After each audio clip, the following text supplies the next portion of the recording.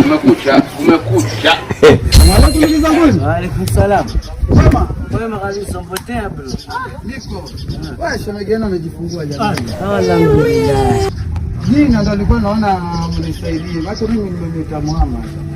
Wewe ndo baba sio jina lolote tu. Jina lolote chagua. Hawa ni Tesalo. Huyo. Nani usiku? Huyo mwenye jina la Salo. Jamani. Majina yako mengi kaka. Basi Rashidi. Ai.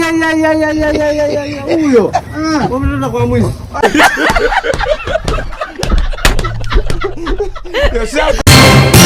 Mwanangu mimba. Naoshwa mbaya. Kuna shida na mimi nipo. Sinikukuni tu.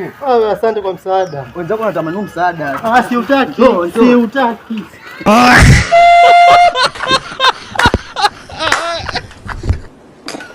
Mbona wewe? Mdogo wangu. Nimechoka kwa bachelor. Umechoka kulala peke yako ina maana? Swa kabisa. Nimechoka kwa bachelor. Ina maana umechoka kumaliza godoro pande mmoja. Sasa mambo gani wanaambia hebu niache huko.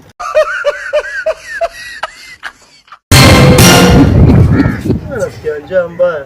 Watu wankula nyumbani? Oe, watu wankula nyumbani? Ibe bado inga sana.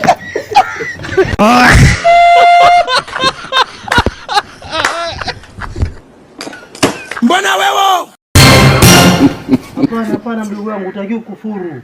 Kwenye maisha ukiona wateseka sana ujue mbeleni kuna furaha inakuja. Ukiona wafurahi sana ujue mbeleni utateseka kivyovyote. Sasa ndugu yangu utakiwa kukata tamaa kabisa. Tafadhali. Jamani, nilikuwa naona wahenga ni waongo, kumbe wahenga usema kweli saa zingine. Kwa nini? Sambovu leo umesema ukweli. Sambovu? Sambovu nani? Ni Sambovu. Sikuwa na maanisha hivyo. Sambovu. Mwanangu sana. Mwanangu cheki. Mimi ile famicheka kule, sielewi kabisa yani. Cheka kama familia. Tu mvingi mwanangu, familia kweli.